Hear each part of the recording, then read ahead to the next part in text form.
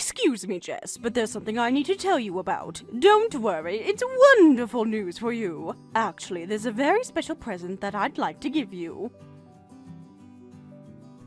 Hi there, Caroline. Hey, you were pretty busy at the funeral, so I never got the chance to tell you this in person, but I'm so sorry that Chloe and her husband passed away. Ever since I first met Chloe, we always had a good relationship. She was the best sister-in-law I could have hoped for. I couldn't believe my ears when I first heard about the car accident. But as shocked as I am, I'm sure you're taking it even harder than I am, since she's your daughter. Come to think of it, I hadn't seen her in person in quite some time, maybe even since our wedding. The first time I ever met her daughter Sally was at the funeral. Sally sure is a strong little girl, though, isn't she? She didn't cry a single time during the entire service. Strong? Oh, goodness me. Jess, you're under the totally wrong impression. She's not strong at all. She's simply not bright enough to understand the situation. Excuse me? What are you saying? I'm saying Sally's got one of those learning disabilities, I'm not sure which. Didn't you think it was a bit strange that she's already 5 years old, but she barely speaks at all? And I must say, she doesn't look a thing like my daughter. If I had to say, her unfortunate looks and her disability remind me much more of Taylor than Chloe. Caroline, Taylor may be your son, but he's my husband. I'd appreciate it if you wouldn't talk about him like that. Like what? I was only telling the truth. And if you're wondering why you didn't see much of Chloe recently, there's a very good reason for that. You are a high school dropout, while both Chloe and her late husband were elites. They both graduated from Ivy League universities and worked as executives in one of the largest companies in the country. So you see, the two of you are practically a different species. Monkeys spend their time with monkeys, elephants spend their time with elephants, and birds spend time with birds. It's no surprise that Chloe was avoiding spending time with you. I mean, what upstanding person would want to waste a single second of their precious time associating with the dregs of society? Wow, that's certainly an interesting way to speak to your daughter-in-law. But even if what you're saying about her not wanting to speak to me were true, I would still be sad about her passing just the same. My husband lost his sister. Anyway, I hope you take the time you need to accept your daughter's death. Maybe once you're in a better emotional place, we can have dinner together sometime. I'll pass, thank you. But anyway, about the present I wanted to give you. Yeah, that's right. You did say something about a present. I'm grateful for you to be so thoughtful of me. Can I ask what it is? It's Sally. It's Sally? What do you mean it's Sally? I mean just that. Sally is your present. That nuisance is your problem now. What's going on with you, Caroline? Even if you're still dealing with your daughter's untimely passing, that's no excuse to talk about your 5-year-old granddaughter like that. Yet again, Jess, I'm just speaking the truth here. I thought she would be a perfect fit for you two. Taylor is a disappointing son, and you're imbecile high school dropouts. A little girl with a learning disability would be right on your level. Caroline, you are way out of line. I don't even know where to start. I guess the first thing I'll say is that you are dropping this on me way too suddenly. But still, the worst thing is about the way you're talking about us. I can take your slings and arrows, but Sally is just a little girl. I don't care that she has a supposed learning disability. She's a young child who's just lost her parents. And that's exactly why I'm dumping her on you. Oh, excuse me, giving her to you. You both dropped out of high school, so you must be a colossal idiot. And that means you shouldn't mind taking in a child who's got roughly the same IQ as you do. Why are you bringing up my educational attainment right now? I don't see the connection to this conversation. But if you must know, there was a very good reason for me to drop out of high school. And being Taylor's mom, you should also be aware of his situation. He got sick in his junior year of high school and couldn't attend school for a few months. So you and your husband kicked him out of the house, leaving him to fend for himself. Since he had to work in order to support himself, he had no choice but to drop out.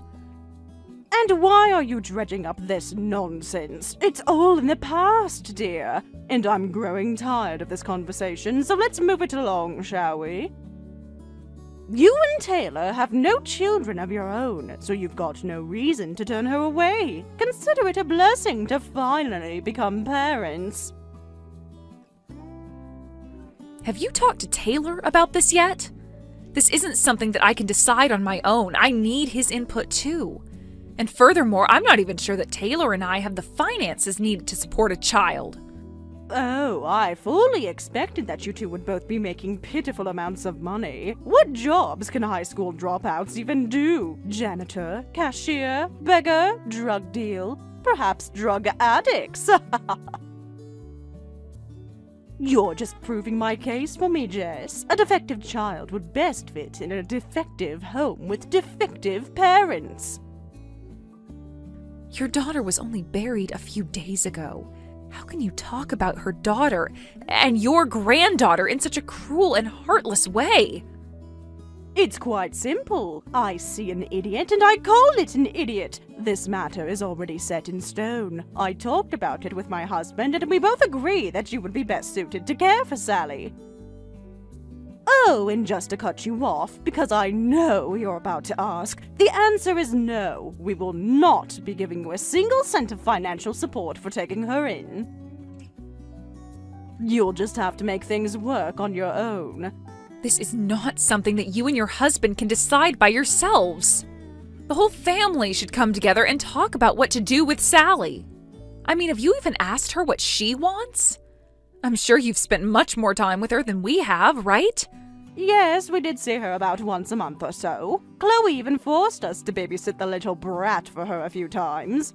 Again, stop talking about Sally like that. I'll talk however I please. As I was saying, we've been forced to babysit that little pest, so we know just how much of a chore she can be. And that's why we're giving the honor of caring for her to you permanently. Honestly, you're free to not care for her if you'd prefer. Do with her as you wish. Throw her in an orphanage for all I care. This is absolutely insane. You wouldn't care if I sent your granddaughter to live in an orphanage? You would really be okay with just abandoning her like that? Aren't you sad at all about any of this?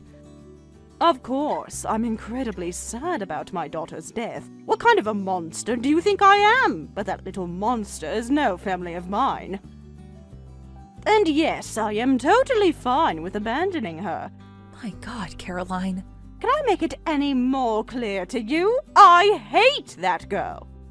Dying and leaving me to take care of her was quite possibly the worst thing that Chloe has ever done to me. I want her out of my hands as soon as possible. And you two childless dunces are going to take her in. Do I make myself clear? Yes, Caroline, perfectly clear. Good, then it's settled. And just to remind you, you won't get any assistance from us. No money, no diapers, no clothes, no toys, no Christmas or birthday presents, nothing. I wouldn't even know what sort of presents or clothes inferior beings like her would even like. I'm sure you'll know what would please her, though. You've already made yourself clear, now give it a rest. You don't care one bit about Sally or her feelings, got it. But it sounds to me like you're disowning her. Is that what you mean? You don't want anything to do with her or us ever again? I haven't wanted anything to do with Taylor since practically the day he was born.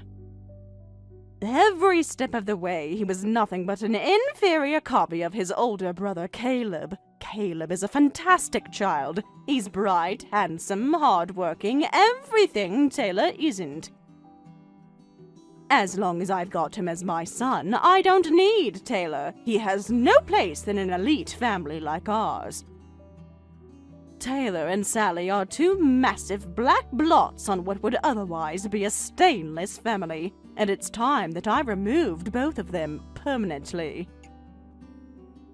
So yes, Caroline, it's like you say. You, Taylor, and Sally are hereby banished from this family. Never darken our doorstep with your presence again.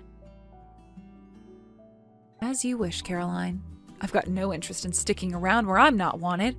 Taylor and I are going to raise Sally with all the love that she deserves.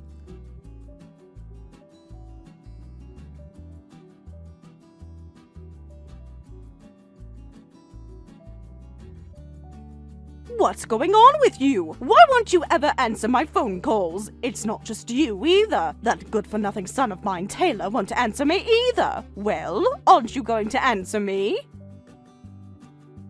I am your mother-in-law, and I am trying to talk to you. Wait a second. Caroline, is that you?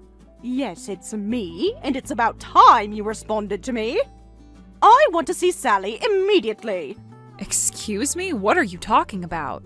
I never gave you permission to ask me questions. That girl is my granddaughter, and you are going to bring her to me at once. You have no right to keep her from me. Are you feeling all right? Did you forget to take your meds or something? Actually, I take that back. You were just as insane and unintelligible as this 20 years ago. There's no meds that would fix you now. I don't know if you still have all our old text history saved, but the last time we spoke, you said you never wanted to speak to us again. I saw the news on TV the other day. Sally is famous now. Why didn't you tell me about her? Common decency dictates that you would keep me in the loop on developments like this. It does? Yes, it does. Obviously it does. Sally is my granddaughter. You cut that relationship off 20 years ago. You left Sally on our doorstep, rang the doorbell, and then got in your car and left. And that was the last we've heard or seen from you. You were clear about how you felt about Sally, too. You said that you wanted to abandon her because of her learning disability. I did not give you permission to talk back to me. You have no right to keep Sally from me. You're not even related to her. I, however, am her grandmother. She's my daughter's daughter. Yeah, I am aware of that, but so what? When's the last time you stopped by to see how Sally was doing? Oh yeah, that's right. You never have. I doubt she's even been on your mind once in the last 20 years. You certainly never told us you wanted to see her before now.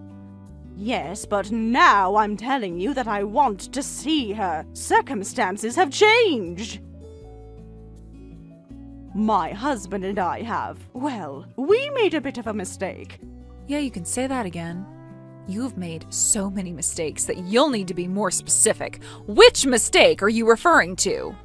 It's far above your comprehension level. I won't waste my time giving you the details. All you need to know is that we made an unfortunate investment and we've lost everything.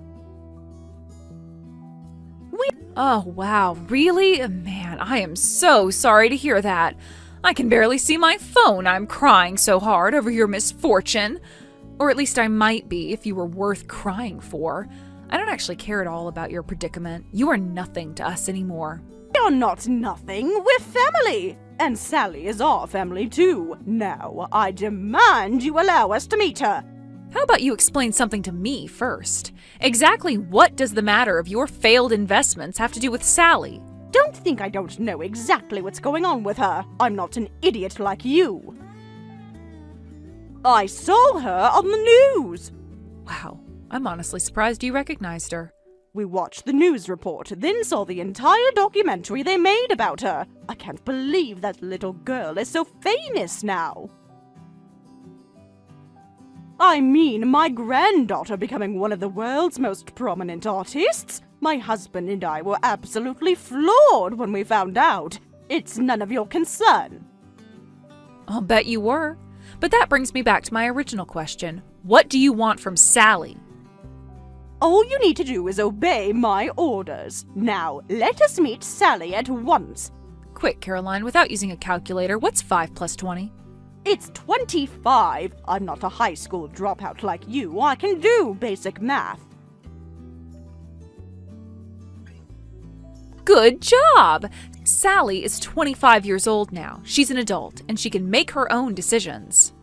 If you would like, I can tell her that you messaged us about her. However, I will not do anything to help arrange for you to go and see her. 20 years ago, you tossed Sally aside like garbage because of her learning disability. We still haven't forgiven you for that, and you shouldn't plan on us ever doing so. Now, let me be clear. We were happy to take Sally in. That's not to say there haven't been any difficulties for us these last 20 years, though.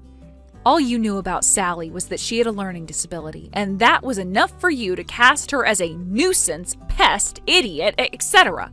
You never had any interest in getting to know her at all, and you remained uninterested in her for all this time.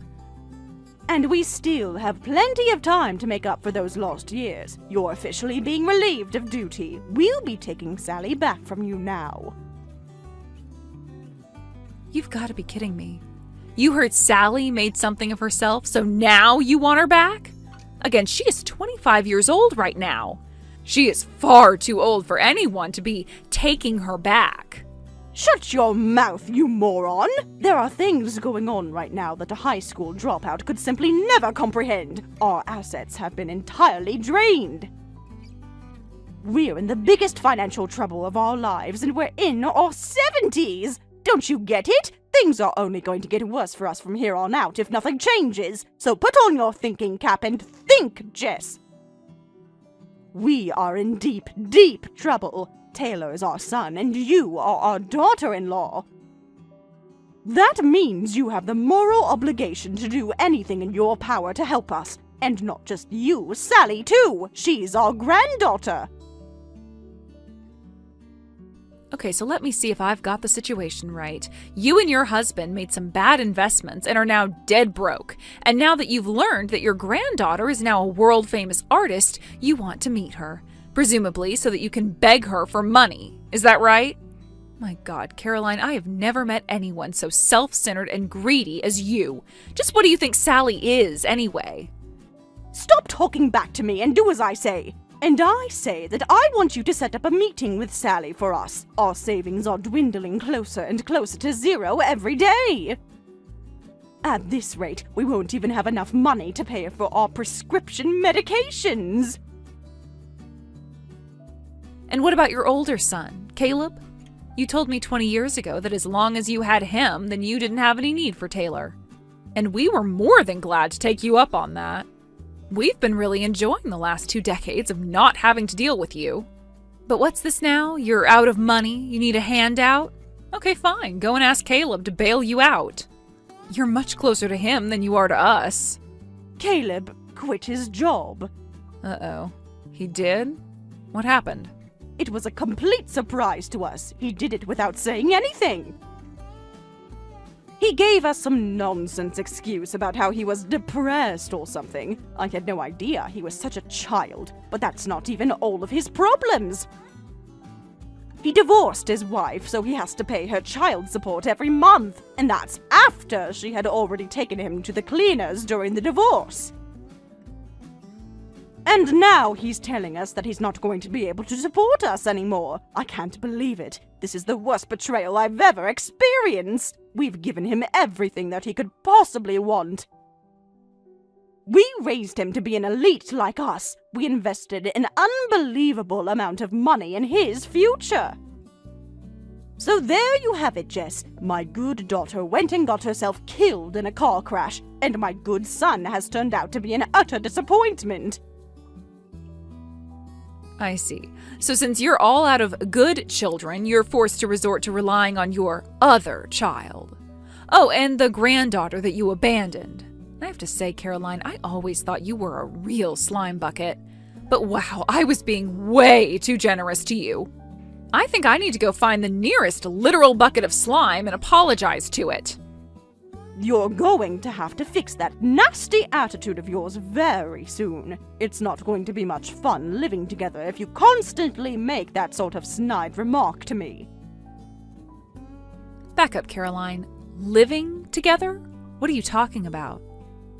I'm talking about our future living arrangements. We've lost everything and can't afford to make the payments on our mortgage anymore. And since Chloe is dead and Caleb may as well be, that means that Taylor is obligated to take us in. Speaking of Taylor, I've been trying to get a hold of him, but he won't answer my calls. Be a dear and tell me your address. I tried going to your old apartment, but it seems as though you've moved elsewhere. Yeah? About Taylor not answering your calls. He blocked your number. He's had it blocked for 20 years now. So I guess it's less that he won't answer your calls and more that he's just not getting them. The only reason I didn't block you was that I didn't care about you enough to push the block button.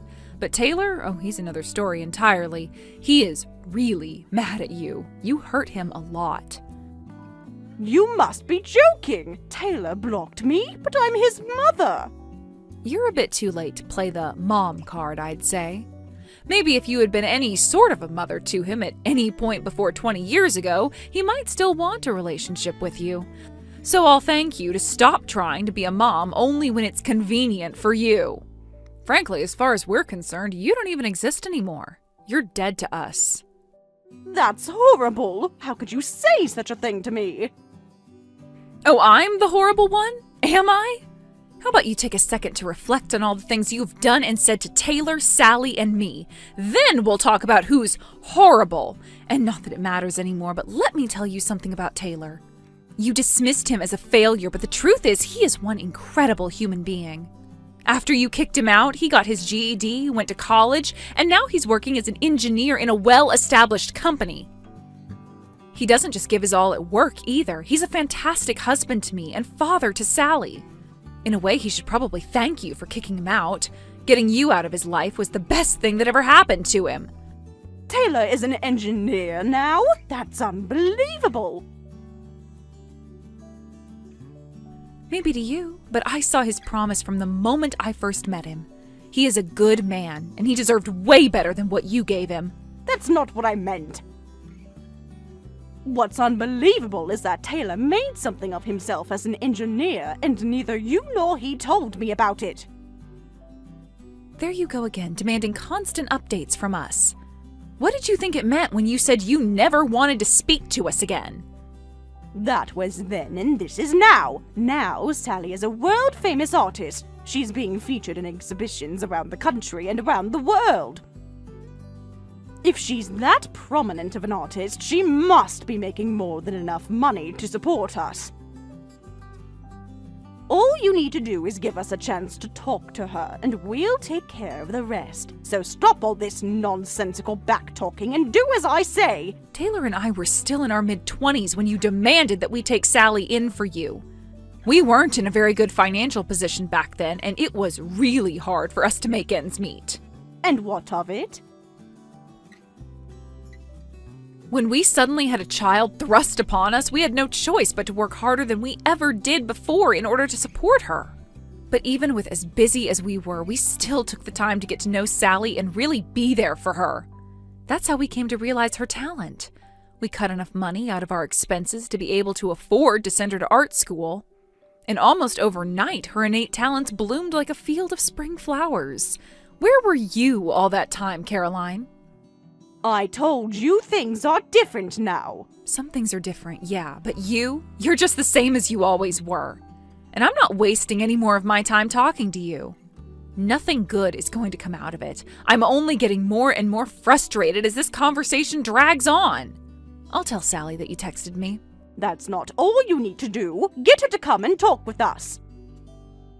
Tell her not to hold some petty grudge over what happened 20 years ago and take care of her grandparents. I'll tell her that you said that too. I'm sure she'd like to hear that.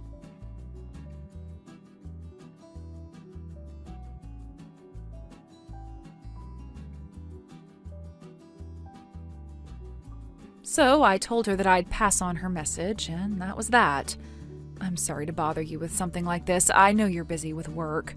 It's completely up to you whether you want to meet them, support them, or have any sort of relationship with them.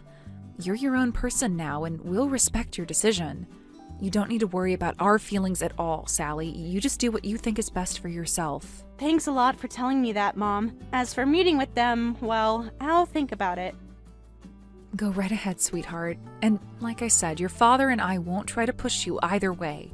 But I will just say one thing. Be careful, especially with money issues. If you give them even just a little bit, they're going to keep coming back for more and more and more. It's like those signs at parks telling people not to feed the animals. I don't like talking ill to you about your grandparents, but I just thought I should give you some motherly advice. It's all right, I understand. You were saying that Grandma and Grandpa make some bad investments, right? And they lost all their money thanks to that? Well, yeah, that's what she said anyway. Do you know what that investment was?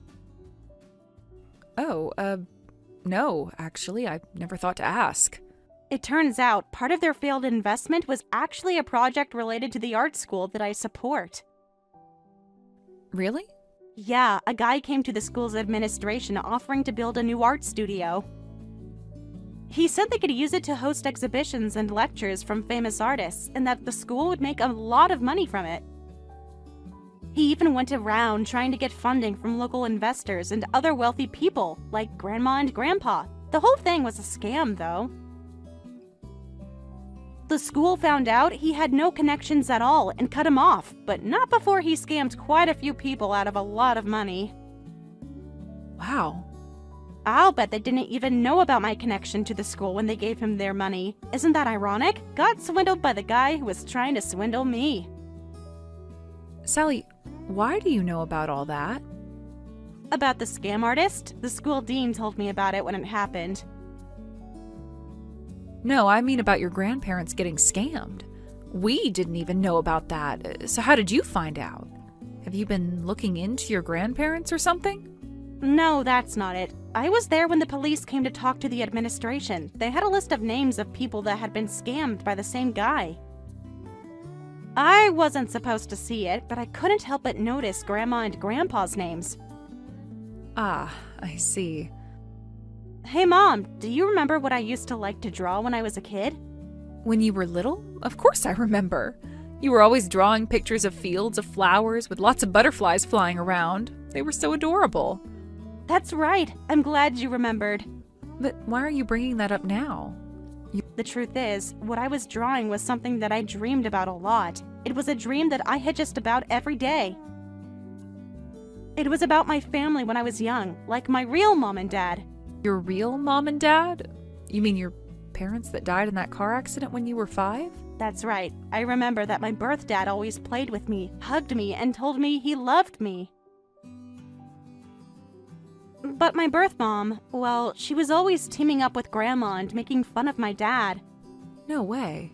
They would shout at him too, saying that it's his fault that I was the way that I was. Even when Grandma wasn't around, my birth mom was always angry and nasty to my birth dad because of me. She never loved me. All I ever was one big disappointment to her. Sally, there's no way that your birth mother thought that way about you. I didn't talk to her very much when she was alive, but she was always kind to me. Well, I can understand why she wouldn't want to let everyone know she hated her own daughter. But I think you just find it hard to believe because you're such a good person. My birth mom and grandma were nothing like you. You would never throw me away just because I was different. But, Sally, those memories would all be from before you were 5. You've never talked about this before. I thought you always said that you didn't remember anything about your birth parents. Yeah, I'm sorry for not being truthful with you. But yeah, the truth is that I do remember a lot, even from before I was 5. So I remember exactly what sort of people they were. All the mean things they said and did to my dad and me, I remember them like they happened yesterday. I'm so sorry for that, Sally. But back to my dream. That field full of flowers and butterflies is a place I actually went with my dad. I guess I keep seeing that dream so often because it's basically the only happy memory that I have. Wow. Thank you so much for opening up with me. I'm sorry I said my real dad before. I hope you didn't take that as an insult to you. You guys took me in when no one else would, and I'll always be grateful to you. You guys are my real mom and dad. It's all right, Sally. I know what you meant. You might not be our biological child, but I consider you every bit my real daughter, too. If there's ever anything you want to talk about, don't be shy. Both the good and the bad. I'm here for you, okay? Thanks, Mom, for everything. You guys made me what I am today. And you did the same for us, Sally. I don't know what we would have done with our lives if you hadn't come to live with us.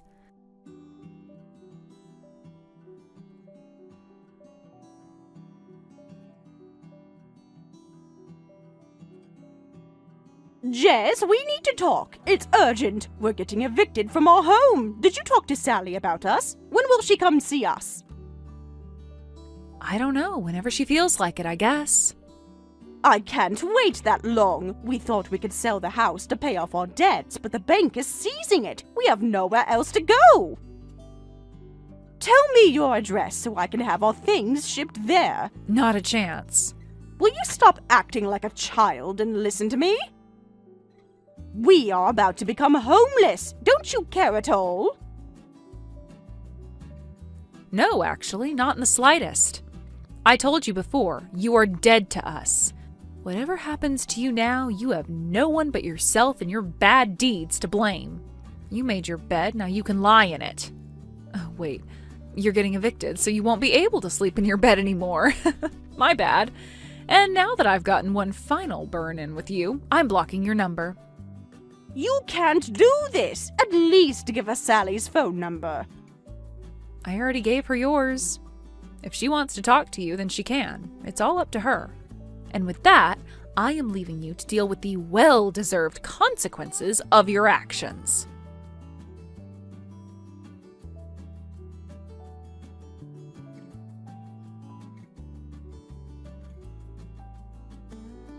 My in-laws lost everything. Their money, assets, house, everything but the clothes on their backs. Apparently one of Caroline's cousins owns a business, so she's employing them at minimum wage and allowing them to live in their spare room. It's nowhere near the glamorous retired life they had imagined for themselves, but it's what they deserve. This is what they get for the way they treated Sally's father, Sally, Taylor, and me. We're glad to finally have them completely out of our lives. From now on, we can focus on nothing but supporting and loving each other as a family.